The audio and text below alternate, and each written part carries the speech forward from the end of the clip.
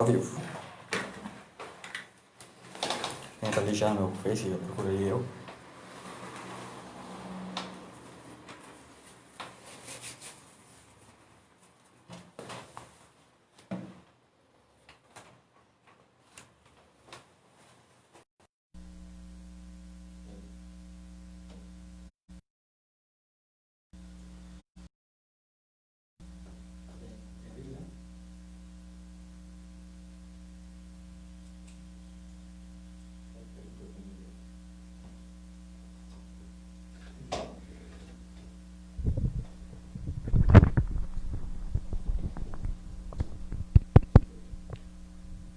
Teste, testando.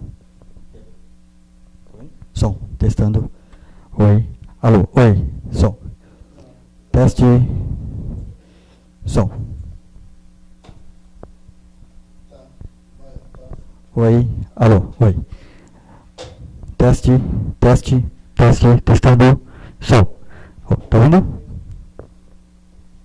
Tá com delay. Oi. Teste. Teste.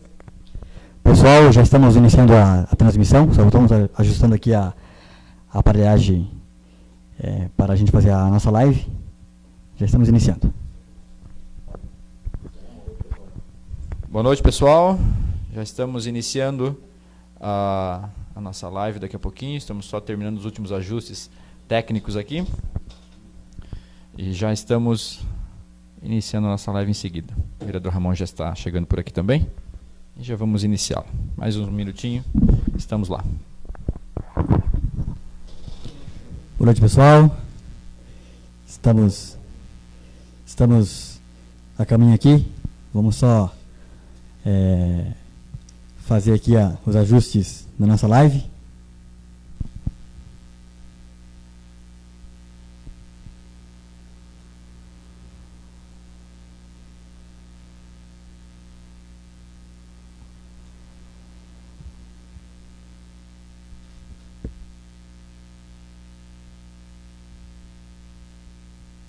Alguém pode montar o link para mim ali?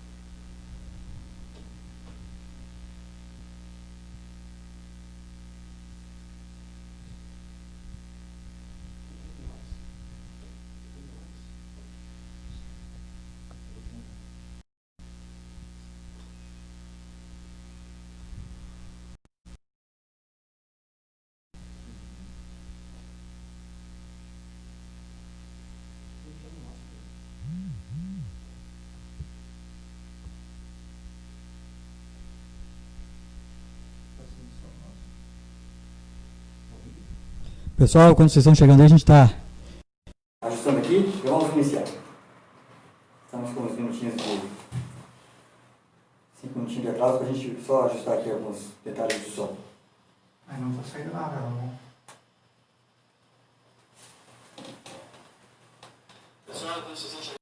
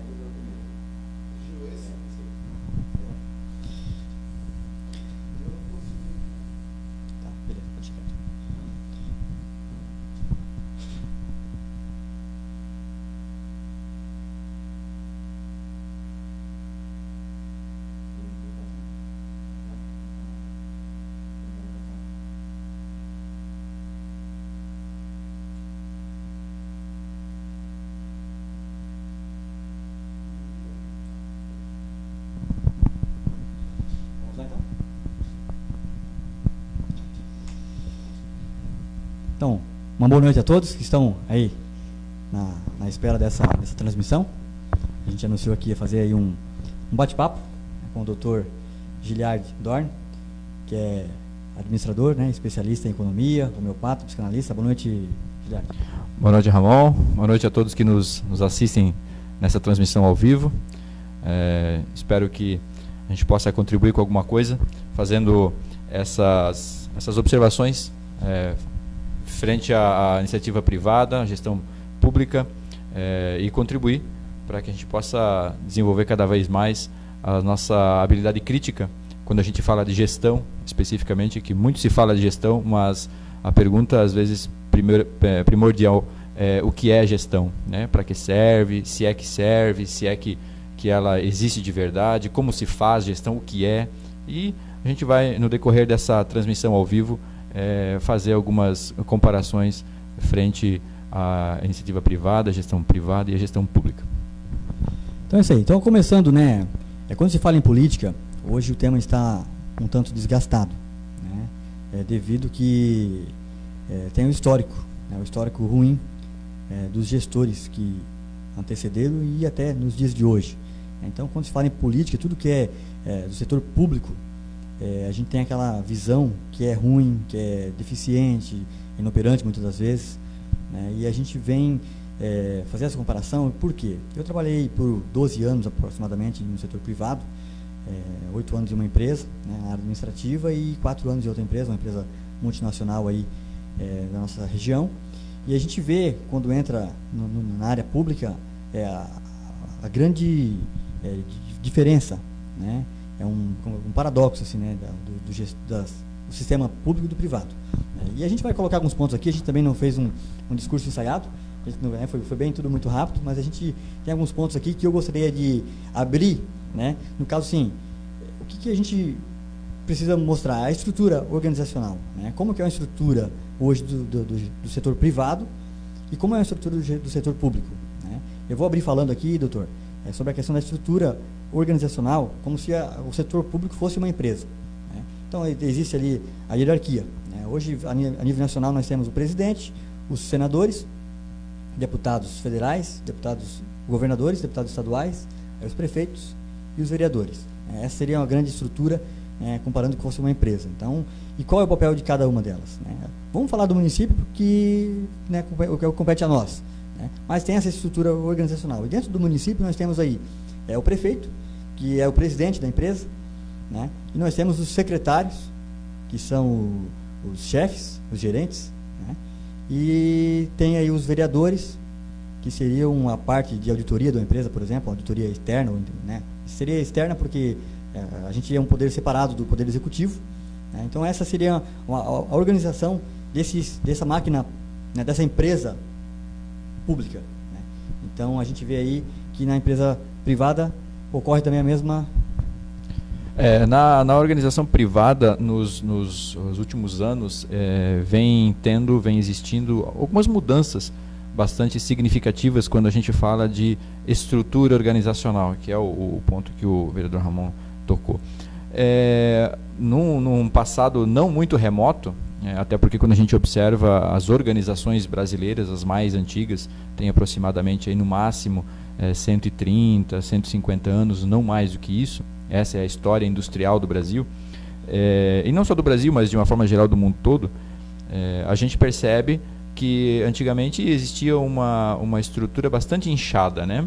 Tinha uma estrutura bastante ampla, onde os diretores tinham vários gerentes, o presidente tinha vários diretores, assim sucessivamente. É claro que essa necessidade ela se fazia por causa das ineficiências de comunicação. Então a gente precisa observar que na estrutura organizacional de uma empresa, a comunicação, e eu penso que dentro do poder público, dentro da organização pública, né, acredito que a comunicação ela deve ser importantíssima também, até porque o conceito de política é extremamente antigo, muito mais antigo do que uma iniciativa privada. Então a comunicação ela está estabelecida ali de uma forma bastante intrínseca e bastante contundente, diríamos assim. Contudo, a comunicação ela vem mudando a forma das organizações trabalharem. os graus, os níveis hierárquicos, eles vêm diminuindo bastante, consideravelmente, devido à possibilidade de ter uma comunicação mais fácil, por exemplo, do diretor com o próprio vendedor, lá na ponta, do diretor com o representante de vendas, por exemplo, do diretor com o supervisor da fábrica. Então, aquele triângulo, aquele organograma extremamente inchado na organização privada, ele vem diminuindo com base na eficiência da comunicação, eficiência e eficácia da comunicação. Isso aí vem fazendo toda a diferença na estrutura organizacional, por exemplo. Então isso veio de encontro aí aquele discurso, né, de enxugar a máquina pública, né? Então esse discurso de enxugar a máquina pública vem justamente essa questão da comunicação. É um problema que nós encontramos, né? Nós como legislativo, muitas vezes precisamos de alguma informação do setor público, por exemplo, e demora, né? Você mesmo, como cidadão, já deve ter pensado como pode ser tão travado o sistema. Você chega na prefeitura para fazer, por exemplo, emitir uma guia, né? Você fala com uma pessoa, ele manda para um outro setor, que vai para um outro setor, que você volta para aquele setor de novo e vai para uma outra pessoa. Então, assim, esse organograma, como você falou, ele está inchado, né? Então, assim, enfim, fechando essa parte agora do esquema, né, organizacional, né, a gente já viu aí claramente a diferença entre os dois. A gente parte para um outro princípio, né, doutor, que é a questão do preenchimento dessas vagas, né? Então, a gente sabe que no meio político hoje é pelo voto, né, principalmente o legislativo e o executivo, pelo voto, né? O cidadão vota e escolhe quem vai ser os administradores, os gestores, os legisladores da cidade, né? E no meio privado? Bom, no meio privado existem diversas formas, né, de você preencher determinadas vagas, determinadas posições, funções, e isso tem uma ligação direta com o nível hierárquico. Lembrando que antes o nível hierárquico era extremamente inchado, muito grande, hoje ele tem menos, o nível hierárquico tem menos graus e menos degraus. Então, a forma para cada nível hierárquico, do nível hierárquico mais alto da direção da organização, o nível hierárquico intermediário, que é o tático, a gente chama na administração como um nível tático, ou o nível operacional, são formas diferentes. Mas de uma forma muito comum, abre-se então internamente a possibilidade de concorrer às vagas às pessoas que já trabalham na organização. Imagine que exista uma vaga para supervisor de uma determinada área da organização. Então é possível que se abra internamente o que a gente chamaria de recrutamento interno, né? Então as pessoas que se entendem como aptas a desempenhar aquela função vão se candidatar àquela função. Então internamente, com base nos objetivos da função e os objetivos da pessoa, o currículo, a qualificação, muito obrigado, a qualificação que a pessoa apresenta, então é feita a comparação, então selecionado. Se internamente não há uma pessoa específica para aquela função, então abre-se o que a gente chama de recrutamento externo, né? O recrutamento externo vai fazer com que as pessoas da comunidade, ou às vezes solicitando a uma empresa especialista, busque pessoas que tenham essas características, esse perfil. E isso é muito importante, a aderência do perfil da vaga para o perfil da pessoa. É muito importante, é muito interessante, é uma observação que é bastante feita no meio privado, que muitas pessoas elas são contratadas, ou talvez a maioria delas sejam contratadas pelo currículo, pela capacidade técnica, mas muitas vezes elas são desligadas por comportamento, não porque elas são ruins tecnicamente, mas elas são desligadas por comportamento. E aí a gente vê, o currículo ele é muito importante, mas o que a gente chama em inglês também de soft skill, a capacidade de você identificar quem lhe rodeia. Isso faz toda a diferença, né? Tem um velho ditado que diz que me dizes com quem andas que eu te direi quem és. Então, isso faz toda a diferença na administração privada. Já no meio público, a gente tem alguns meios aí onde as pessoas elas acabam preenchendo os espaços, né? A gente tem o concurso, né? O concurso público, onde a pessoa ela se dedica, ela estuda, ela tem uma competência técnica, ela corre atrás, digamos assim, né? Falando do popular, e ela acaba sendo admitida na gestão pública através do concurso, né? A gente não quer aqui tirar mérito ou colocar mérito em quem é concursado. Nós temos também o cargo comissionado, certo? E tem aquelas pessoas que não é como se fosse um concurso, mas é um processo seletivo. Temporariamente ela é contratada, né, através de um processo seletivo e faz parte de um quadro de funcionários, de servidores de uma gestão pública. Um grande problema aqui, doutor, é o que a gente vê muito, os cargos comissionados, né? Aquele cargo que assim, ó, eu como vereador tenho meus amigos, certo? E tem as famílias grandes deles, eles vão lá, fazem um trabalho para na minha campanha e depois eu vou indicar uma vaga para ele, certo? É meu amigo, vou indicar uma vaga para ele. Aí que muitas vezes está o problema, né? Porque a pessoa às vezes ela não é capacitada, né? Ela não tem uma capacidade técnica e muitas vezes nem comportamental, ou o inverso, tem uma capacidade comportamental alta e não tem a capacidade técnica, né? E torna aí o serviço público ineficiente. Aí você vai perguntar algo para o cidadão na prefeitura e ele não sabe lhe responder, né? Você vai perguntar algo para o cidadão, vamos citar um exemplo aqui na Defesa Civil, ou no setor de obras, ou na saúde, não sabe lhe responder. Por quê? Ele está ali por indicação. Esse é um grande problema. E como eliminar isso? Hoje, a política tradicional ela tem essa característica, e isso vai demorar um tempo até mudar esse conceito, né? Eu, como vereador, primeiro mandato, né, a gente está aprendendo e está iniciando uma caminhada política. Do meu ponto de vista, muitos dos cargos comissionados deviam ser extintos. Mas por que não é extinto? Justamente por aquele compromisso de depois o meu indicado me ajudar na campanha eleitoral. Isso a gente vê muito. Inclusive em Guaramirim, não posso deixar de mencionar. Em Guaramirim nós temos muitos cargos comissionados, né, pessoas que estão há anos, né, e aí qual é a preocupação deles? A preocupação deles não é técnica, não é fazer uma faculdade ou fazer uma pós-graduação, é o partido. Então, assim, hoje estou no MDB, por exemplo, ou estou no PSD, estou no PSDB, no PROS, no PT, enfim. Mas peraí, não está tão bem assim o PT, vou me filiar no PSDB, ajudar um candidato lá, porque na próxima é bem provável que ele vai ganhar, e aí ele vai me dar uma vaguinha. Aí o que eu levo? Não, o candidato tal eu ajudei, com tantos votos ele se elegeu.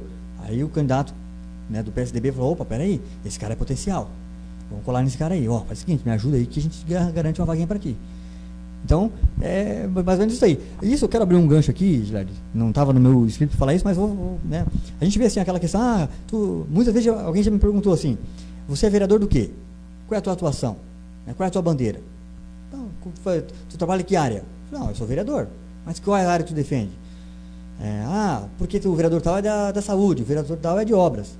Mas aí que está aquele conceito errado, por quê? Porque o vereador, muitas vezes, se reelegia com base no cargo que ele tinha. Então ele acaba, por essa questão de confiança, entrando num cargo na prefeitura. Vamos colocar lá, na saúde. Ele entra na saúde, ele é um estagiário, na outra eleição ele já é promovido a gerente da saúde, né? Aí na outra eleição ele já vai a diretor de alguma área da saúde. Na outra gestão ele vai a secretário da saúde. Sempre trabalhando na saúde. Na próximo passo dele qual é? Candidato a vereador da saúde, né? Ele já tem toda a porta aberta na saúde, ele sabe o funcionamento ali dele é o vereador da saúde. Daí ele fura fila, né? Daí ele faz uma coisinha aqui, uma coisinha ali.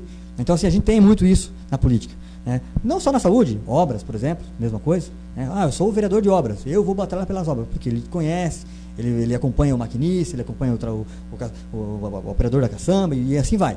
Então hoje, diferentemente do método privado, que a escolha para preenchimento da vaga é através da competência, do currículo, do teste, de um processo de seleção, né? A gente tem hoje no meio público essa questão da indicação, que é um fato que acaba atrapalhando. E uma observação importante é que quando a gente faz a comparação entre a iniciativa privada, a gestão privada e a gestão pública, na gestão privada existem algumas formas de você medir a eficiência, e esse é o grande ponto, né, que eu acho que, no meu ponto de vista, é um ponto convergente entre a iniciativa privada e a iniciativa pública, porque como é que a gente sabe que um gestor ele é bom? Na iniciativa privada é muito claro, pragmatismo ele precisa existir, então a gente tem um gestor bom se ele tem bons resultados. Isso, então uma empresa que ela tem um bom resultado, isso não pura, única e exclusivamente do ponto de vista pecuniário. Até porque, atualmente, existem investimentos em ações sociais feitos por grandes empresas que dão muito resultado prático, que dão resultado pragmático, onde organizações públicas não alcançam, por exemplo, as ONGs, né, que são apoiadas por grandes empresas privadas. Então, a gente vai para o princípio de eficiência e eficácia. Na iniciativa privada existe um gestor que é eficiente, mas talvez ele não seja eficaz. Eu já vou comentar o que significa cada coisa. Ou o contrário, ele até é eficaz, mas não é eficiente. Para entender esse conceito, e aí a gente pode aplicar esse conceito dentro da iniciativa pública, na gestão pública, é quando um time de futebol, né, ele é eficiente, mas ele não é eficaz, é quando ele joga muito bem, mas ele não faz gol. Ele foi eficiente, ele jogou muito bem, percentual de posse de bola estava principalmente com ele, mas ele só não fez gol, ele não ganhou a partida. Porém, ele pode ser não eficiente e eficaz. Ele pode ser muito ruim em campo, mas ele, por uma sorte, marcou um gol e ganhou os 3 pontos. Perceba que não há uma ligação direta no campo de futebol, especificamente, entre eficiência e eficácia. Porém, na gestão, sim, porque gestão é ciência. E quando a gente fala de ciência, a gente fala que aplicando os mesmos métodos, aplicando as mesmas formas, a gente vai ter o resultado igual. Então, a gente conhece a forma de gerir através de métricas, através de índices, né, para que a gente possa ser eficiente no processo de gestão, no processo da atividade, para que no final, inevitavelmente, a gente seja eficaz. Eu acho que talvez esse ponto, se a gente conseguisse aplicar de uma forma mais contundente na iniciativa pública, na gestão pública, talvez a gente teria um resultado muito melhor. Nós vimos hoje aqui que os entes públicos preferem então fazer gol, né? Querem marcar gol, né? Só gol. Querem pavimentar, querem fazer e aí esquece uma série de coisas. Um ponto positivo aqui de ver essa questão, essa comparação entre a eficácia e a eficiência, é justamente aquela questão assim, ó. Eu posso ter crédito. O Giliardi pode ter crédito. Ele pode ser um administrador da família dele, ele tem um crédito na praça, ele vai lá na MNDF, em Jaraguá do Sul, e compra 2 Camaros, né?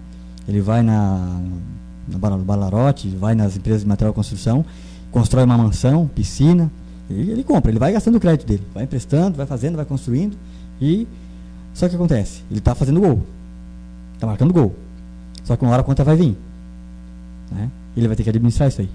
É aí onde está a eficiência. Ao invés de você estar poupando, muitas das vezes, né, poupando, administrando, para que você consiga ter essa eficiência de fazer gol, que é a construção, a compra, né, ou a benfeitoria na entidade pública, né, ele está simplesmente só preocupado em fazer o gol, né, e deixar a eficiência de lado. É mais ou menos isso, né? Exatamente. Quando você gasta, né, demais, você endivida demais, a conta mais cedo ou mais tarde ela vai chegar e aí se você não tiver habilidade do ponto de vista gerencial financeiro para isso. E um outro ponto importante também é que nesses tempos atuais a gente está vivendo uma pandemia, né? Então assim, do ponto de vista privado a gente poderia dizer que é uma catástrofe, né? Porque a economia ela só gira se tiver consumo. É necessário o consumo, não um consumo impulsionado como anos atrás a gente teve do ponto de vista federal inclusive, mas um consumo sustentável que a gente chama de desenvolvimento econômico. E quando a gente fala de desenvolvimento econômico é quando as pessoas têm efetivamente os seus empregos e a partir disso, dessa remuneração mensal, elas podem gastar na cidade o seu salário movimentando a economia. Então quando você não gasta, você acaba fazendo com que as empresas, o comércio, tenham um déficit gigantesco. Então, do ponto de vista público, mesma coisa, né? Quando você não gasta, você não recolhe impostos. Não recolhendo impostos, a arrecadação diminui. E aí, como é que faz esse negócio? Agora vamos para um outro tópico aqui, que eu acho importante também, que é a questão que muita gente confunde, né? Por exemplo, muitas das vezes eu fui questionado assim, Ramon, e como é que está a prefeitura? Eu falei, está indo bem. Né? Mas por quê? Não, tu trabalha lá, como é que tá? Não, eu não trabalho na prefeitura, eu trabalho na Câmara, né? Então assim, eu quero falar nisso dos 3 poderes. A gente vê muito falar do Senado, do STF, do Executivo, do Bolsonaro, que parece que tá tudo meio que interligado, tudo uma coisa só, mas tem uma distinção aí, né? Então em todas as esferas nós temos 3 poderes, o Legislativo, o Executivo e o Judiciário. O Executivo eleito pelo povo, ele vai executar, né, através de uma quantidade de leis e diretrizes que ele tem que seguir, plano diretor, lei orgânica, uma infinidade de legislação, né, ele vai gerir o município, vai executar as obras, vai executar, fazer com que o município ele caminhe para frente. E nós temos o legislativo, que serve para aprovar as leis, né, é um órgão fiscalizador. Ele vai estar acompanhando, né, o executivo, né, ditando aí algumas normas, algumas regras, né, fiscalizando. E nós temos também o judiciário, que é um poder paralelo que também tem a sua função de fiscalização, né? Então, basicamente, bem conhecido todos, vamos colocar aqui a nível nosso, de Estado, né, nós temos o Ministério Público e temos o Tribunal de Contas, que são dois órgãos que fiscalizam aí o nosso trabalho, tanto do Legislativo quanto do Executivo. Nós fiscalizamos o Executivo, né? E então são esses três poderes. No meio privado, existe também essa diferença, essa distinção? Existe algum órgão que fiscaliza a empresa, por exemplo? Como é que se dá essa questão? Sim, geralmente em empresas grandes, e geralmente em grandes empresas, às vezes em empresas menores também, existe o que a gente chama de auditoria ou controladoria. E às vezes auditoria, inclusive externa, que você citou no começo, né? Auditoria externa, que a controladoria, ela efetivamente não está subordinada nunca ao setor que é auditado. Então imagine que as contas do setor financeiro precisam ser auditadas para ver se o diretor financeiro está desempenhando suas funções adequadamente.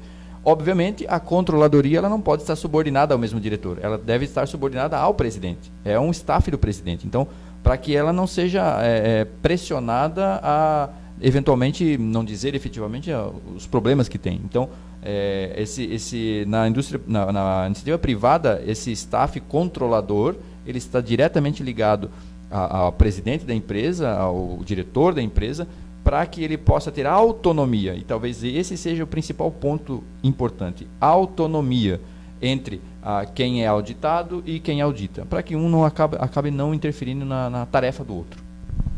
Isso já no setor público já tem aquela questão do A gente vê assim, a Câmara, por exemplo, né? O prefeito ele vai fazer o trabalho dele, mas o que ele faz? Ele envia lá a base governista dele para fazer um acordo na Câmara, por exemplo, né? para que facilite, né? É como se o financeiro fizesse um acordozinho ali com o controlador para, quando eu fizer alguma coisa errada, tu dá né, fecha o olho ali, deixa passar alguma coisinha, né? Dá uma amenizada, dá uma amenizada ali, né? Dá uma segurada e tal. Né? Então, põe isso no relatório. Não põe no relatório, isso mesmo. Aquele arquivo lá não é bem assim, tem outro ali e tal. Eu acho que isso aí é relevante. Então a gente, por que eu estou falando isso, né? Porque assim, o que faz os três, né? E se funciona? Em Guaramirim funciona? Em outra cidade funciona? Vamos falar do município de Guaramirim. Muitas vezes a gente se sente, doutor, desrespeitado pelo executivo. Porque nós somos um órgão fiscalizador, julgador. Não somos juízes, mas temos um poder de fiscalização, um poder de cobrança. E muitas das vezes o que acontece? Quando nós fazemos uma cobrança na Câmara, por exemplo, aí o secretário de obras ele fica zangado, de marcação. Não, peraí, cara, tu falou mal lá do meu serviço, tu cobrou. Não vou passar patrola mais na rua que eu não te pedi, não. Aí tu vai lá, a comunidade nos cobra, né? Cobrou, vereador Ramon, tem que passar a patrola aqui, tem que fazer isso, tem que fazer uma rede de esgoto. Mas nós, como um poder, claro que não somos executivo, somos fiscalizadores. Só que a comunidade ela tem essa ligação conosco, né? Que era um papel do secretário, né? E aí acaba vindo para nós e a gente não pode representar a comunidade bem, por quê? Porque nós somos sacando com eles, né? A gente deixa no relatório, a gente não tira do relatório, a gente deixa no relatório e daí eles ficam zangados. Isso acontece muito, que não deveria acontecer. E aí o que acontece? Muitas das vezes nós, como os vereadores, se sentimos desrespeitados, nós temos que recorrer a um parceiro mais forte, que é o Ministério Público. Então, quando um vereador, é meu ponto de vista, tá, pessoal? Assim, eu estou falando aqui coisas do meu ponto de vista, a minha experiência como legislador nesse município, nesses 3 anos e meio aí. Não sou um perfeito, tenho falhas, estou colocando meu ponto de vista para que vocês conheçam, né, como funciona aos meus olhos, né? Então, assim, quando a gente faz a cobrança no município e aí a gente se sente desrespeitado, a gente tem que recorrer ao Ministério Público. Então, quando você ouvir um vereador dizendo, eu vou para o Ministério Público denunciar, é um sinal de falta de respeito do Executivo para com o Legislativo, né? Eu vou dar um exemplo. Muitas vezes a gente quer intervir em algumas questões, né? É uma live para falar de algum assunto, mas eu vou aproveitar um gancho aqui, político, doutor. Me permita, né? A gente vê a questão das calçadas do município de Guaramirim, né? Nós, vereadores, a gente questionamos por que está adotando esse modelo de calçadas, né? Teve um vereador nosso que levou isso ao Ministério Público, né? O fato dessa calçada estar sendo construída dessa forma, né? Aí o executivo entende assim, não, mas o vereador está blefando, vamos fazer como a gente quer. Eu acredito que sim, como tem o legislativo, nós somos eleitos pelo povo, nós estamos trabalhando em prol da comunidade. Então, se tem alguma parte da comunidade que nos procura e nos informa de alguma situação, nós temos o direito de levar isso ao executivo. E aí é onde muitas vezes a gente se sente lesado, desrespeitado nessa função, né? Do legislativo, do nosso papel, nós conseguimos fazer ele corretamente devido a essa pressão, né, que vem para a gente dar aquela tapada de olho. Talvez no meio privado fica um pouco mais simples nesse sentido, porque tanto no caso da controladoria, da auditoria, quanto no caso do fiscalizado, do diretor financeiro ou qualquer outra área, ambos estão subordinados ao presidente. Então, e o objetivo do presidente da organização é que a empresa dê certo, que a empresa seja sustentável do ponto de vista financeiro, do ponto de vista fiscal, do ponto de vista econômico. Então, existe um objetivo em comum. Então, os que não estiverem de acordo com aquele objetivo em comum, que isso aí já é observado lá atrás, na seleção, por exemplo, os que não estiverem nessa, então fica mais fácil para que a gente consiga mudar algumas peças do tabuleiro para que o objetivo comum seja alcançado. Então, quando estabelece-se uma estratégia, né, a estratégia não se muda. Quando é estratégia, você estabelece a estratégia, e quando você sai da mesa de reuniões com a estratégia feita, só existe uma coisa a ser feita: a estratégia. Não se muda a estratégia no meio do caminho, não se muda a regra do jogo com o jogo andando, né? Isso devia funcionar no meio público também. A gente vê uma questão. O setor privado, o ente privado, a prefeitura, ela não foi feita para dar lucros, para acumular riqueza, acumular lucro. Mas esse bem adquirido reverter em benefício para a população. Então, a gente, quando o prefeito ele vê que o município está dando lucro, está ficando bom a coisa, tem saldo em caixa, muitas vezes ele procura fazer o quê? Não, a receita está aumentando, eu vou aumentar um pouquinho os cargos para poder aumentar o meu... Né? Então, assim, essa é outra questão que foge um pouco do contexto, mas, como você falou ali de lucros, né? Então a gente vê que hoje o setor privado, ele é feito para gerar lucros, então toda a estratégia que é feita para que gere lucro, né? No setor público, também, toda a estratégia que é feita, montada, tem que gerar resultado para a população, né? Mas aí é onde acontece. Se o patrão, no caso, vamos colocar o prefeito, ele quer o resultado para a população, e não está alguma coisa fazendo, não está nos planos da estratégia, o que acontece? Aí ele precisa desligar algum funcionário, aí o partido fica queimado, né? Começa a fazer oposição, e quem é prejudicado é a população. Outra questão aqui, que é inerente também, é a questão de métodos e processos, né? Eu vou contar um pouco da minha experiência quando eu entrei no Legislativo. Mais ou menos assim, quando você entra numa empresa, você vai... o seu primeiro dia de emprego, sempre tem alguém para te ajudar. Ele vai no teu lado, senta, explica como funciona. Você vai passar um dia, 2, 3, uma semana, 2, 3 semanas, até você se acostumar, se habituar com o seu trabalho, a sua profissão. Como liga a máquina, né? Então, você não chega numa empresa no primeiro dia, doutor, e vê aquela máquina gigante, liga o botão e faz um barulho, e o que é isso? Desliga. Não. Tem alguém ali lhe orientando. Faça isso, não faça. Né? Quando eu cheguei na Câmara, por exemplo, a gente espera assim, ter um manual, de repente, alguma coisa que possa... nos ajudar, se bem que tem os servidores da Câmara, da Casa, que eu quero aqui, inclusive, mandar um abraço e respeito eles, porque são pessoas que estão ali para fazer o trabalho, mas a gente não tem aquela disposição das pessoas para nos ajudar, nos orientar de uma forma assim, que a gente consiga tirar todas as nossas dúvidas. Então, você chega lá, não tem um manual, não tem não é uma continuidade, né? Eu acredito que isso no setor, tanto na Prefeitura, tanto na Câmara, acontece a mesma coisa, né?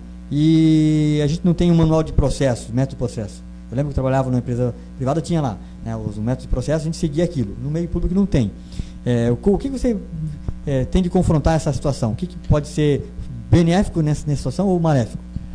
Aí a gente precisa voltar um pouquinho na história também das organizações, porque antigamente, quando não se desenvolvia, hoje é muito mais fácil, né? Você trabalha no setor produtivo, por exemplo, você tem uma ficha de como você deve desempenhar, né? Tal máquina funciona dessa forma, a sua função é fazer isso, Então você sabe exatamente o que você precisa fazer quando você entra, desde a hora que você entra até a hora que você sai. E se eventualmente você tiver algum problema, ou férias, ou você ficar doente, e for necessário colocar uma outra pessoa no seu lugar, de forma geral, a pessoa lendo aquela ficha técnica, esse é um nome específico, aquela ficha técnica, ele vai saber de uma forma muito mais simples como que era desempenhada aquela função. Só que antigamente isso não era assim, e essa é uma das razões que antigamente as pessoas entravam, por exemplo, como auxiliar de produção, e depois iam galgando degraus dentro da organização, porque ele precisava compreender como é que funcionava. Pelo fato de não ter a ficha técnica, ele precisava entender de baixo até em cima, ao passo que ele ia galgando. Com a ficha técnica, fica mais fácil de você pegar uma pessoa de uma área tática ou até estratégica e simplesmente colocá-la lá. Fica muito mais fácil de ela desempenhar essa função, porque ela já sabe, já existe a ficha técnica, a forma com que deve desempenhar. Claro que existem cargos, por exemplo, de diretor, que fica um pouco mais complicado de você desempenhar uma ficha técnica. Qual é a responsabilidade? E essa é um ponto bastante importante na iniciativa privada. Responsabilidade do cargo, né? No caso do diretor, especificamente, é dirigir a organização, que envolve absolutamente tudo. Questões jurídicas, questões comerciais, questões financeiras. Então percebam que quanto mais alto na iniciativa privada a pessoa vai galgando alguns degraus, menos claros ficam as funções na ficha técnica, por exemplo. Agora, quanto mais baixo ou quanto mais produtivo, quanto mais operacional a função, então você vai ter uma ficha técnica que fica muito mais fácil para você acabar desempenhando a função. E uma coisa interessante que eu me lembrei agora é assim, ó, no setor privado, muitas vezes tem um banco de dados, um servidor, que o funcionário que ele sai, ele não tem como sabotar aquilo, né? Tá no servidor lá, se ele hackear e levar embora, beleza, mas fica lá. No setor público, muitas vezes a gente já viu assim, não, mas tinha um projeto aqui na gestão passada e sumiu. Sumiram com o projeto, acabaram com o método, não tem, o pessoal fica perdido, né? Não se tem uma continuidade do trabalho. Eu, ano passado, por um período, fui presidente interino da Câmara, e eu fiz uma reunião com o pessoal ali, os servidores, para a gente, né, eu fiz digamos assim, uma planilha, né, um ciclo de rotina de trabalhos que deveria funcionar, né, na teoria, mas na prática muitas vezes não funciona, né, que é o quê? Eu comparei a Câmara como a gente está ali para prestar um produto, produzir um produto. Chega o munícipe, ele tem que trazer uma informação, um questionamento, ou uma sugestão, ou uma crítica, ou uma necessidade. Nós temos que levá-lo ao executivo. O executivo tem que dar uma resposta para a Câmara e nós temos que mostrar o resultado para a comunidade. Muitas vezes alguma parte, algum pedaço desse ciclo aí ele se perde, né? Então é onde as pessoas ficam frustradas com os políticos. Por quê? O munícipe trouxe uma indicação para o vereador passou na Câmara, mas ninguém respondeu, por exemplo, né? Ou se respondeu, responde de uma forma que ambígua, pode ser, tem duplo sentido, e aí acaba que a gente não vai lá, pergunta para um e vai para outro, e a gente fica sem resposta e a comunidade fica também sem resposta. Então não funciona. Muitas vezes essa questão. Não se tem uma clareza nos métodos e nos processos. Outra questão também é justamente o bem da comunidade no tocante, igual eu citei agora a questão das calçadas, né? Deveria ter uma norma, algo que regisse, né? Tem um plano diretor? Tem um plano diretor, né? Mas vamos por assim, vem um prefeito, faz uma calçada de madeira, né, alta. Aí o outro prefeito vem e fala, não, isso aqui não presta. Desmancha tudo e faz uma com paver. Cinza e vermelho. Aí vem o outro prefeito, não, para, que coisa é isso aí? Vamos fazer isso aqui de asfalto. Vai lá e tira tudo e faz um asfalto a calçada. O outro vem e fala, não, para, como é que pode fazer uma coisa dessa? Vamos fazer de barro isso aqui. Natureza, economia, natureza, ecologia, vamos plantar árvores aqui, tira tudo e faz um canteiro. Então, assim, a gente vê essa dificuldade. Aí muda, cada prefeito muda. Da minha visão, devia ser um padrão, devia ter algo que fosse isso, sequencial em tudo isso, né? Nos postos de saúde, as áreas de lazer, por exemplo. A gente vê pelos postes, não sei se você reparou, o prefeito chega e pinta os postes de amarelo. Pintou tudo de amarelo. Oh, maravilha, a menina está linda. Aí vem o outro, não, amarelo, pelo amor de Deus. Vamos pintar de azul e vermelho. Pô. O outro vai lá, não, chega de azul e vermelho. Agora é verde. Então, assim, tem-se muito essa questão, e quanto isso, a população perece. Ponto de ônibus, outra coisa também, sim, que um prefeito vai lá, faz dessa maneira, outro faz de outro jeito. Então, não se tem essa questão de métodos e processos.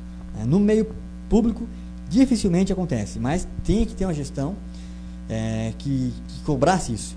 O próprio plano diretor está ali, mas ele não é seguido muitas das vezes. Quando a gente fala de plano diretor não seguido, a gente está dizendo de uma estratégia não implementada, né? Então a gente tem a estratégia, tem o que a gente se propôs a fazer, mas a gente não faz. Então isso é bastante complexo.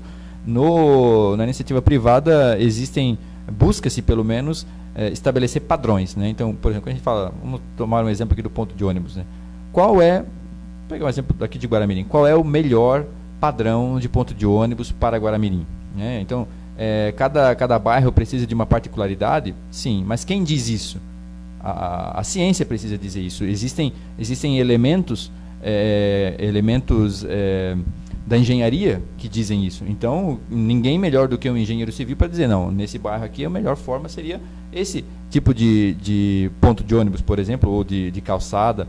Mas percebam que aparentemente é ao gosto, né? E não à necessidade. Então, acaba não sendo nem eficiente, acaba não sendo nem eficaz.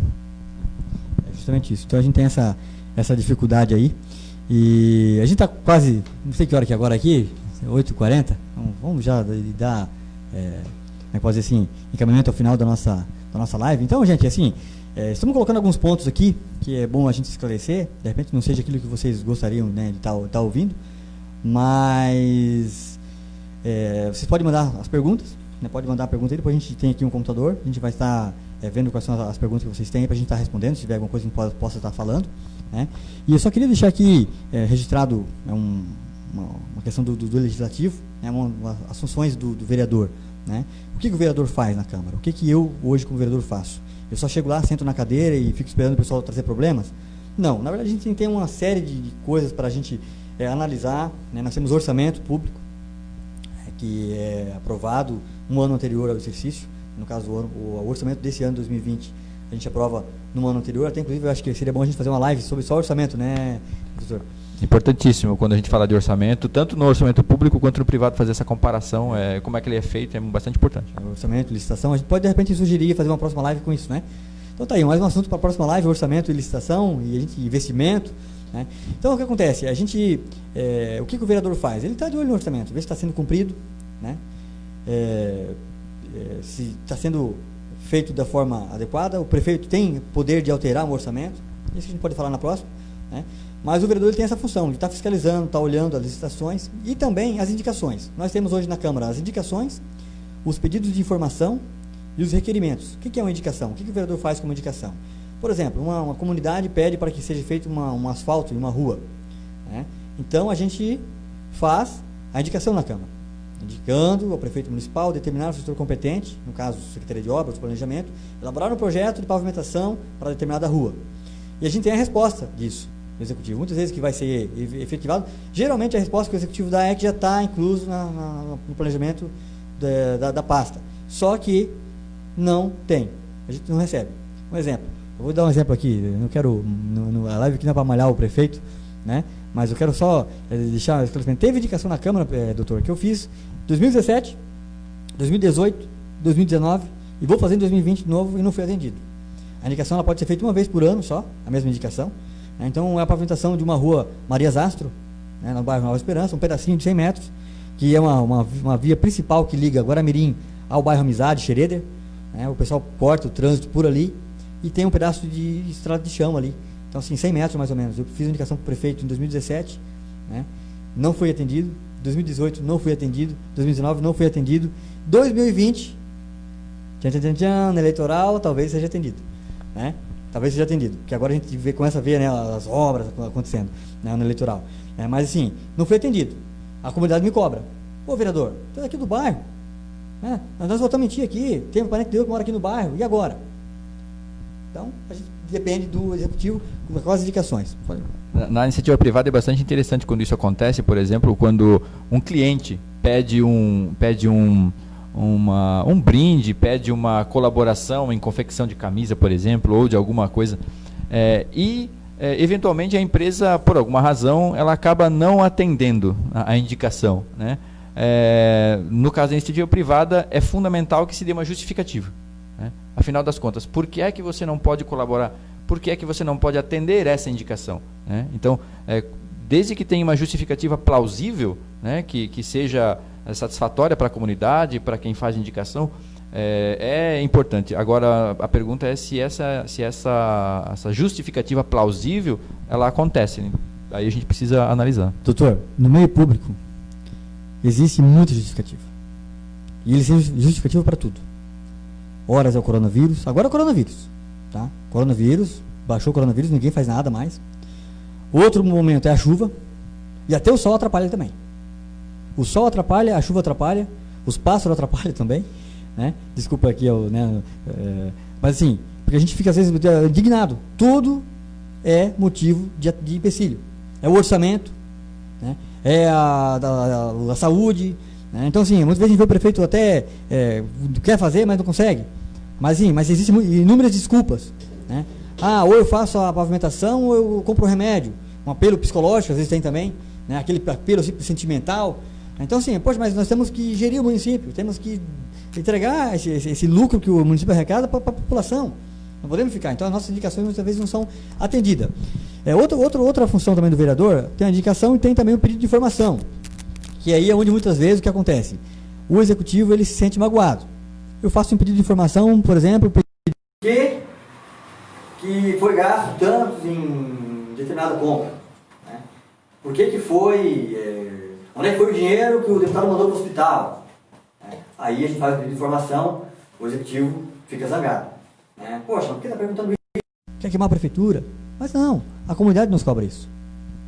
Referente à educação, eu já tive algumas polêmicas assim, referente à questão de educação e não quero voltar a esse assunto, mas a gente às vezes faz uma crítica, às vezes a gente força a barra um pouco, né, doutor? A gente acaba, no calor do momento, forçando a barra com palavras às vezes que pode ofender, mas a gente faz algum questionamento e a gente é interpretado mal, como se a gente estivesse criticando, não, é da oposição, não quer o bem do município, mas não, nós somos vereadores para isso. Eu sou um vereador muito tranquilo, não gosto muito dessa questão de fazer auê e vídeo e falar mal, meter pau, como dizem, né? Taca a boca no trombone, fala mesmo, arrebenta. Eu acho que a gente tem que analisar a situação e para cada texto tem um contexto.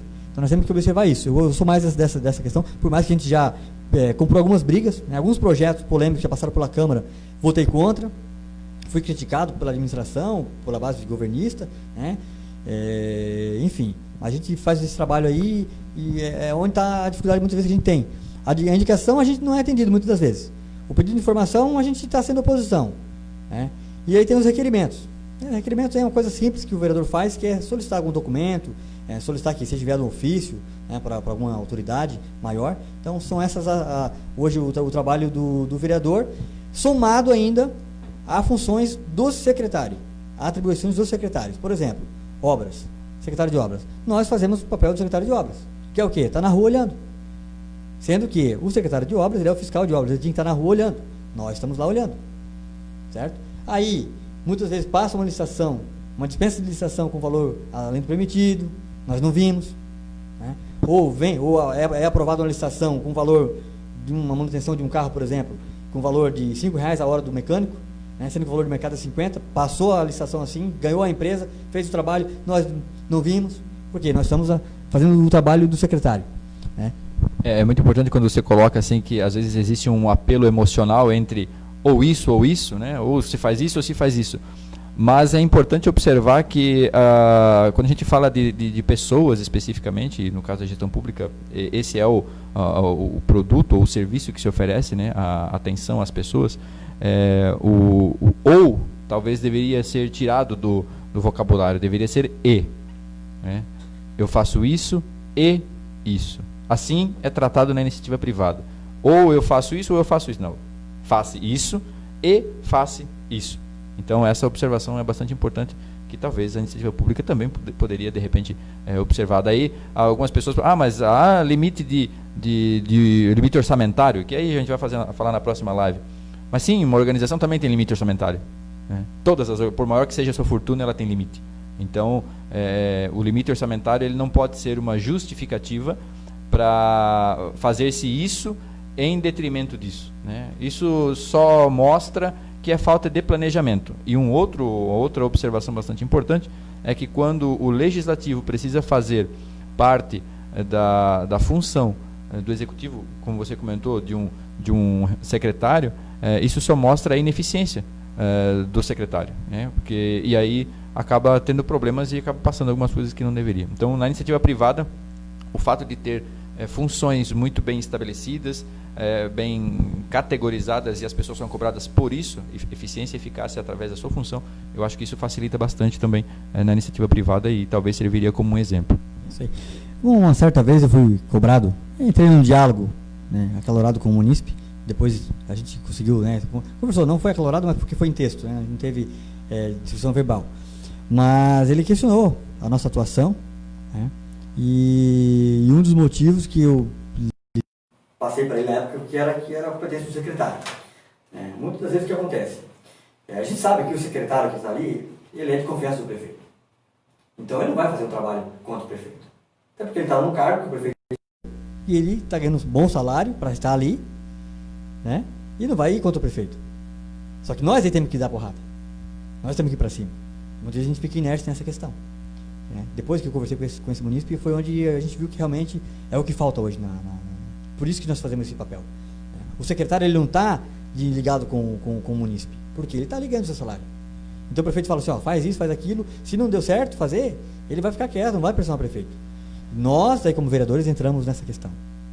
Então, assim, eu não quero justificar aqui que é um trabalho a mais, que tudo o nosso trabalho, tudo que a gente puder fazer em prol da comunidade, a gente faz. Seja o trabalho do secretário, seja o trabalho da secretária de saúde, da educação, o que for fazer, nós estamos aqui para isso, estamos aqui, nós somos eleitos para representar o povo, por mais que muitas vezes as pessoas elas tenham um descontentamento conosco, com os vereadores.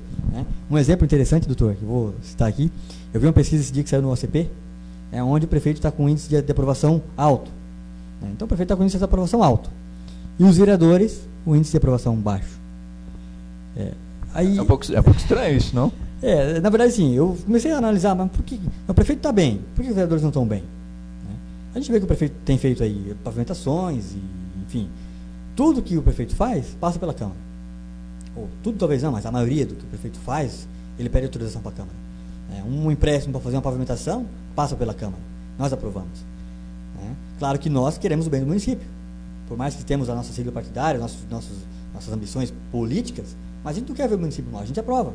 Mas a gente vê, no caso da comunidade, aprovando o prefeito e reprovando os vereadores. É como se estivesse aprovando os donos, vou citar aqui o dono de uma grande empresa, e desqualificando os seus funcionários.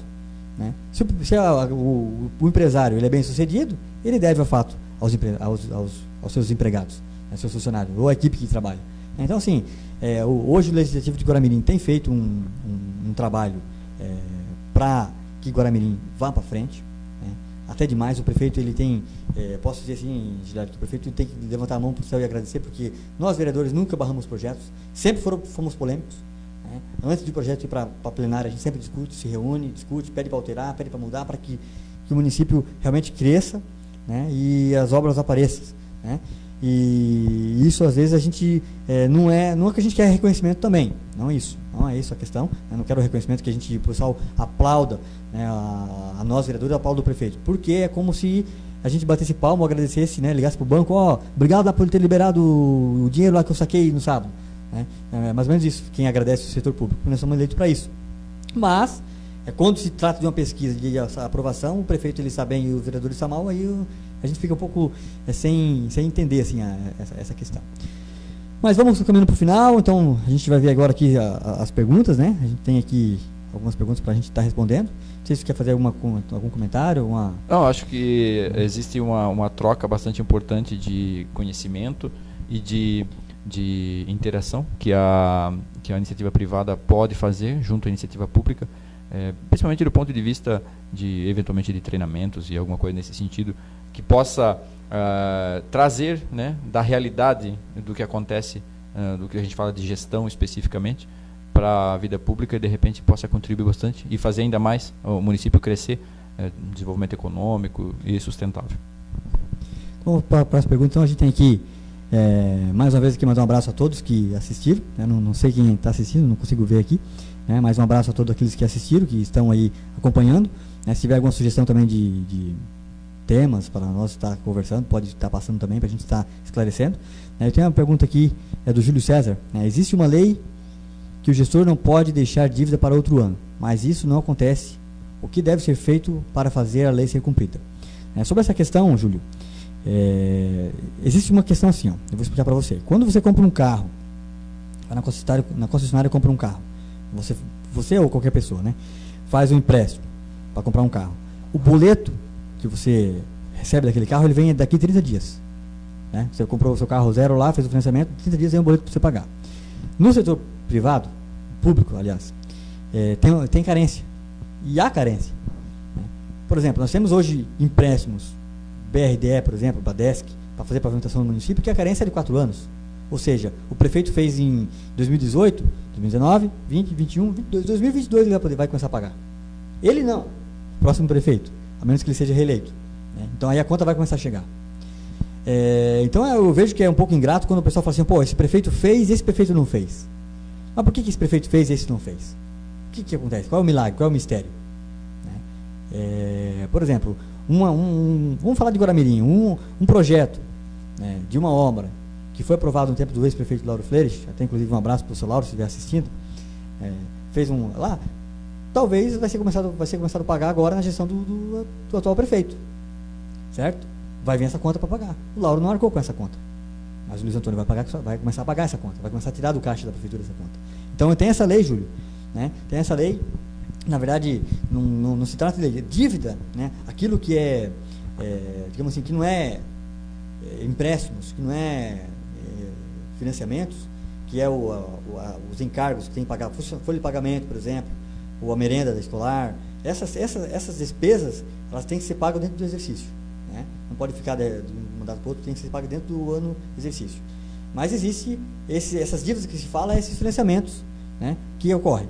Pode também acontecer de o prefeito ele comprar o arroz, o feijão para a escola, comprar material, comprar carro e não pagar. Pode acontecer também. Mas ele tem que ter um punido. Aí provavelmente o Tribunal de Contas não vai aprovar as contas do prefeito. Vai rejeitar as contas do prefeito. Tinha um prefeito no município, o pessoal falava que ficou devendo. Realmente, ficou, né, o município ficou numa situação difícil. Do mandato atrás, não esse, nem o outro mandato que teve aí, que teve o pessoal falava que tinha uma dívida gigante. Mas vamos olhar o contexto. Em 2000, agora não lembro agora, em 2008 teve um prefeito que foi eleito, aí uma dupla de prefeito que perdeu, entrou com a impugnação do prefeito que estava eleito, certo? Não vou falar os nomes, mas vocês recordem aí, né? O prefeito e o vice entrou com a liminar para caçar o prefeito que tinha sido eleito, ficaram um período na prefeitura, depois o outro prefeito retornou. Como vocês querem que um prefeito trabalhe se aconteceu isso?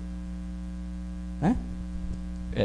Do ponto de vista privado, isso é bastante confuso, né? Porque você não tem como estabelecer planos, né? É uma ginástica bastante difícil de você, quando você substitui. A gente vê em times de futebol isso, né? Quando você troca muito o técnico, você percebe que o time acaba não tendo um bom desempenho. E no Brasil, inclusive, não falando de futebol aqui, mas no Brasil é o país onde mais se troca, por exemplo, técnico de futebol e que tem um desempenho ruim. E agora, vamos falar aqui, agora pegou a onda de impeachment, né? Impeachment de prefeito, impeachment de vereador, impeachment de governo, impeachment disso, impeachment daquilo.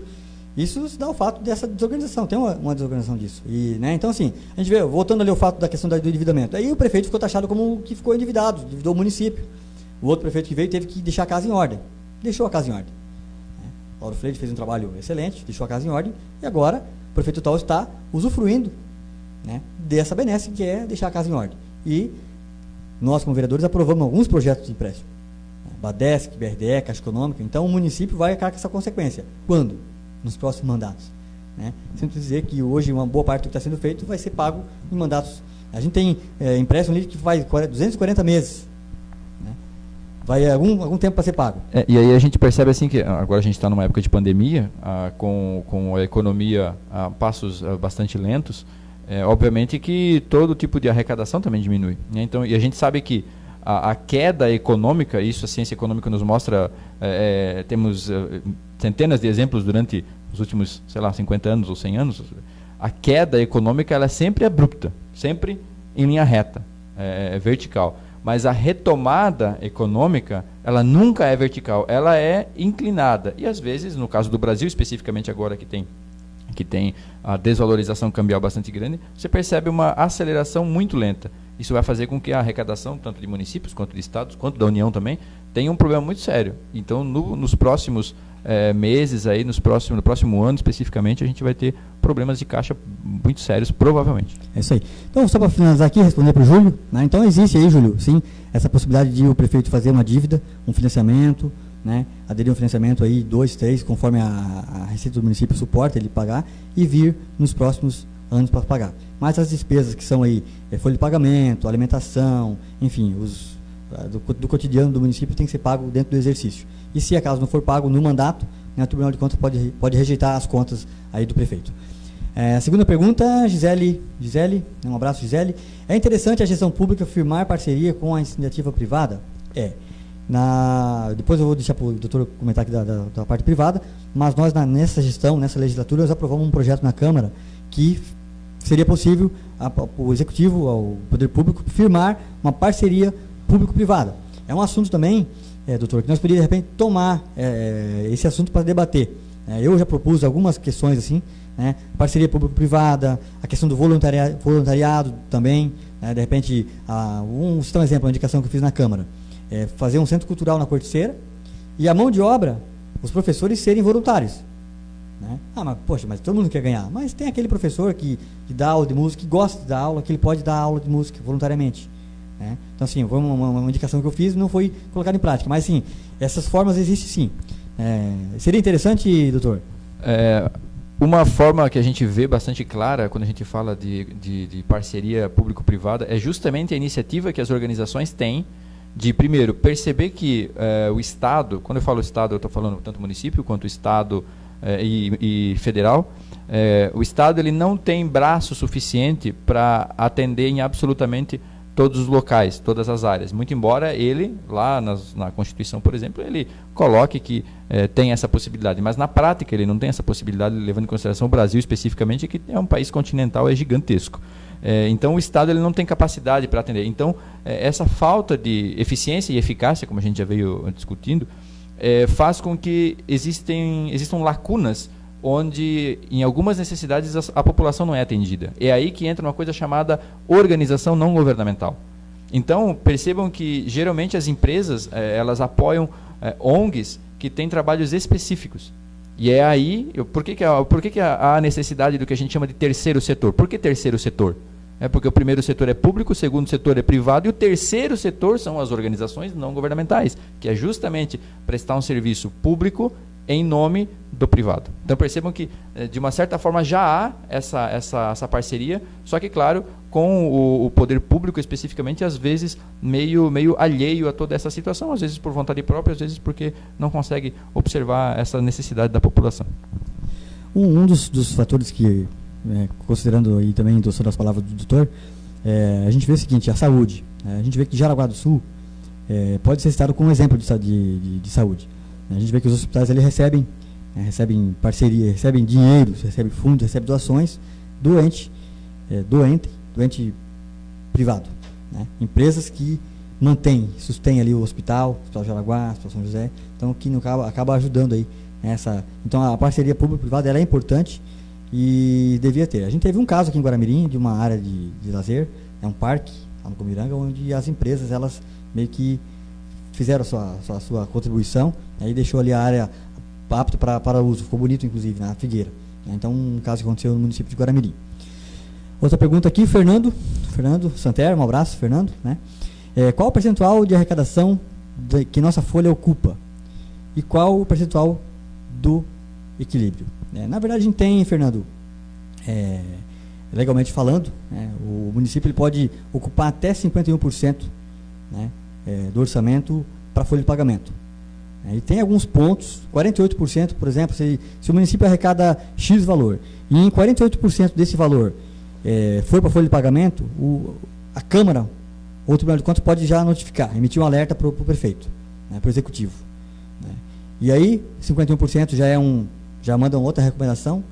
E Guaramirim, hoje ela está 54% da folha, talvez agora esse ano vai reduzir um pouco, como disse, ano eleitoral geralmente é reduzido, né? Mas já teve alto o índice de folha em Guaramirim, inclusive de estagiários, um grande número de estagiários que a gente tem no município, o que faz com que o município, ele em vez de progredir, ele dá aquela parada. É mais ou menos o seguinte, eu não sou alcoólatra, não bebo cerveja, mas eu escutando o pessoal comentar, vou usar uma comparação.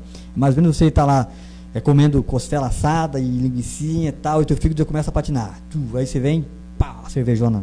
Aí já dá aquela travada no fígado. Acontece isso, não? Acontece da esteatose hepática no final. Então, mais ou menos isso daí. Né? Então, o município já está numa deficiência. Sem orçamento, já não pode fazer o trabalho. E aí, ainda vem o estagiário, vem os cargos de confiança, vem os aumentos de cargo, e aí dá aquela patinada, e o município ele fica inerte, não consegue, né, só sobrevive. Ele só sobrevive. Ele vai fazendo o que pode, e aí se o Tribunal de Contas recomenda abrir uma sala de aula, o prefeito vai lá e constrói a sala de aula, se o Tribunal de Contas alerta que tem que fazer mais um posto de saúde, ele vai lá e faz, mas sempre no gatilho. Então por quê? Porque às vezes acaba ocupando muito a folha. Mas por que ocupa a folha? Justamente, a gente sabe disso, que é fins eleitoreiros.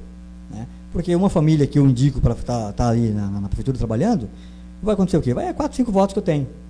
Né? Ou seja, se eu coloco 1000 estagiários, 1000 comissionados, né? Talvez estou exagerando, vamos colocar lá 250 estagiários, né? A 4 votos, cada um desses. Né? Já dá uma boa diferença na eleição. Aí o prefeito ele vai pensar nisso, né? Ao invés de pensar realmente no povo, no bem da população. Ah, Ramon, mas e se tu fosse prefeito hoje? Né? Tu faria a mesma coisa? Não, a gente procuraria manter o município trabalhando, de repente nem comer o churrasco sem tomar cerveja, só ali, né, para poder ter fôlego. Né? Agora vamos fazer o seguinte, vamos fazer uma comparação. Se você come o churrasco e toma cerveja, o teu fígado está trabalhando lentamente. Aí o que acontece? Se você toma um detox aí, né, couve, aí acontece que o fígado dá aquele gás. Aí você consegue, depois, lá uns 2, 3 meses, ali, comer um churrasco daquele com cerveja, que não vai nem fazer efeito. Né? Eu acho que o município devia fazer isso. Ele devia pensar em enxugar a máquina pública, reduzir o número de funcionários públicos. Ah, Ramon, mas não dá para trabalhar só. É muita coisa. Já cheguei em setores públicos do nosso município, onde tinha uma pessoa ao lado da outra, uma baixada olhando o WhatsApp e a outra olhando alguma coisa, e quando chega ali, aquele desespero, né, para atender. E não precisa. O município hoje de Guaramirim está com uma carga exorbitante de funcionários comissionados.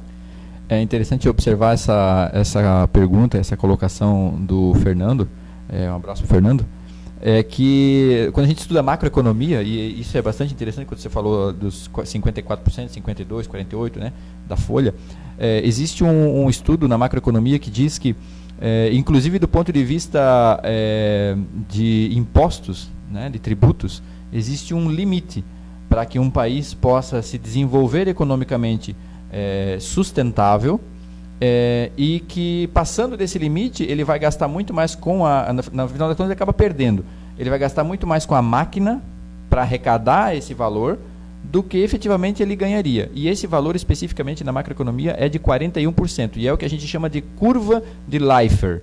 Esse estudo chamado curva de Laffer indica, e não é um estudo brasileiro, pelo nome é possível observar, que o limite é 41%. Quando a máquina pública começa a cobrar, de forma geral, mais de 41% de impostos, isso levando em consideração absolutamente todos os impostos, no final das contas, o governo ele não ganha 41%, ele ganha bem menos, porque ele precisa gastar muito mais na manutenção, na gestão e na forma de arrecadar esse dinheiro. Então, o 41% seria o limite para que a gente tivesse um desenvolvimento econômico sustentável, saudável para a nossa nação, inclusive. Então, espero que tenhamos respondido a pergunta aí do Fernando, né? E eu vou ver se tem mais algumas perguntas aqui. Deixa eu ver. Oi? Então tá. Então faz uma consideração aí, pode. Vê se tem alguma pergunta aí, não sei se... Acho que seria isso, né? Não sei se... Então, vou fazer assim, pessoal, a gente vai... Isso. A gente vai estar encerrando então aí a nossa live, né? Esperamos que temos, de repente, um conteúdo aí que vocês possam se interessar, né? E na próxima a gente vai marcar uma próxima live, acho, né? Seria interessante falar. Vamos marcar sim, com certeza. Não tem assim o dom da oratória igual a doutora aqui, mas a gente pode falar sobre orçamento público, investimento, né? E inclusive desenvolvimento econômico. Você tocou um assunto antes da questão de pandemia. Nosso município ele precisa urgentemente retomar o desenvolvimento econômico. Urgentemente. Né? Nós temos que ter aí um gestor capacitado para que possa trazer empresas, atrair investimento no nosso município. Guaramirim, do ponto de vista geográfico, ela se encontra numa situação um pouco delicada. Muito embora para os munícipes, do ponto de vista empregatício, é bom, porque é muito próximo de Jaraguá do Sul, e muito próximo de Joinville, e muito próximo de Araquari, inclusive que nos últimos anos a gente percebe um crescimento econômico do ponto de vista industrial gigante, e a gente percebe quando a gente faz uma comparação Guaramirim e Araquari, o crescimento lá é exponencial, enquanto aqui não. Só que Guaramirim ele fica num corredor entre Jaraguá e Joinville, onde de certa forma é uma cidade dormitória, né? Assim como Schroeder, às vezes pode acontecer isso também, a pessoa trabalha em Jaraguá do Sul e mora em Guaramirim e acaba movimentando muito mais a economia de Jaraguá do Sul. Qual é a forma, né? Isso a gente pode tratar na próxima live ou nas próximas, se tiver mais uma. Qual é a forma, quais são as técnicas, o que pode ser feito para que as pessoas que aqui morem, aqui gastem, aqui movimentem a economia, para que pós-pandemia a gente tenha uma arrecadação melhor, para que quando vier as contas, a gente tenha necessariamente dinheiro para pagar essas contas. Né? Até porque é o seguinte, como falou assim, os desafios virão pela frente. Né? Os desafios virão pela frente, nós temos que ter pessoas capacitadas para gerir o município, né? Para que possa trazer, né, esses investimentos para cá. Então a gente pode falar na próxima live sim sobre a questão do desenvolvimento econômico e orçamento público e investimento. Né? Certo, pessoal? Muito obrigado a todos que assistiram. Né? Espero que tenham gostado aí. Se tiver alguma sugestão, crítica, pode nos procurar também no privado. Né? E meu telefone, meu WhatsApp está na rede social também, você pode estar procurando ali. E a gente vai estar aí fazendo uns bate-papos aí para vocês, certo? Obrigado, um abraço a todos aí. Muito obrigado a todos que estiveram aí assistindo a nossa live. Muito obrigado ao vereador Ramon pela oportunidade, e fico à disposição para que a gente possa, nas próximas, aí, continuar fazendo trazendo alguma informação importante, alguma reflexão importante para a nossa comunidade. Um abraço e até a próxima.